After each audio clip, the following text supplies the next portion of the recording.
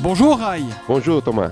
Un petit mot de la sensation de la soirée quand même. Comment les Espagnols ont-ils pu passer à ce point à côté de leur Coupe du Monde, Rai? Qu'est-ce qui s'est passé? C'est vrai que le parti émotionnel compte beaucoup, mais c'est que c'est flagrant, c'est que l'Espagne n'a pas su renouveler son effectif. Il y a des stars qui sont toujours des stars, mais qui n'ont plus la même forme physique. Et pour tenir le même rythme des stratégies tactiques, pour tenir ça, il faut du rythme aussi physique. Donc ça passait par là.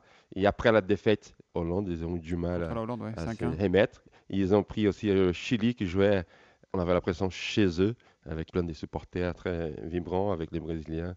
Ils n'ont pas su remonter tout ça. Voilà, ils ont peut-être un peu vécu sur leurs acquis du passé, les Espagnols. Rai, dans tous les groupes, on en est au deuxième match de poule. Ça veut dire que chaque pays a à peu près son équipe type et que certains remplaçants ont compris maintenant qu'ils n'avaient pas grand-chose à espérer de la compétition.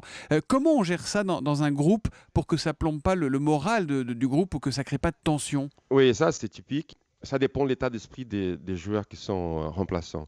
Et il faut penser à ce moment à l'équipe. Moi-même, j'ai vécu ça. J'étais capitaine de l'équipe. J'ai sorti en 94. 94. Et dès que le groupe a senti que j'ai eu une réaction positive, même si j'étais déçu, ça a compté pour qu'on ait champion du monde derrière. Donc aujourd'hui, les entraîneurs, ils pensent ça avant de choisir ses remplaçants. Par exemple, en 98 au Brésil, Mhm. Romario n'était pas pris parce qu'il savait qu'il n'était pas titulaire. Ah Et oui. l'entraîneur, le staff technique savait que si on les prend, on laisse sur le banc de touche, ça créerait des tensions. En 2002 aussi, Romario pouvait y aller. Ils n'ont pas pris. Je crois qu'aujourd'hui, les entraîneurs, ils doivent penser à ça et savoir qu'il faut avoir un esprit des groupes aussi, en plus d'avoir une bonne technique. C'est aussi de la gestion humaine d'une Coupe du Monde. Rapidement, pour finir, Rai, de l'attention, il va y en avoir ce soir à Sao Paulo pour Uruguay-Angleterre. Le perdant pourra faire ses valises. Quel est votre pronostic?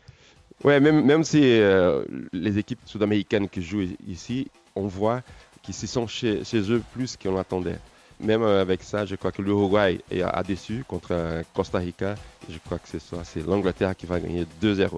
2-0 pour l'Angleterre, le pronostic est noté et on vous retrouvera demain, Rai, sur Europe 1, juste après Nicolas Canteloup. Bonne journée, Bonne journée, merci. à demain.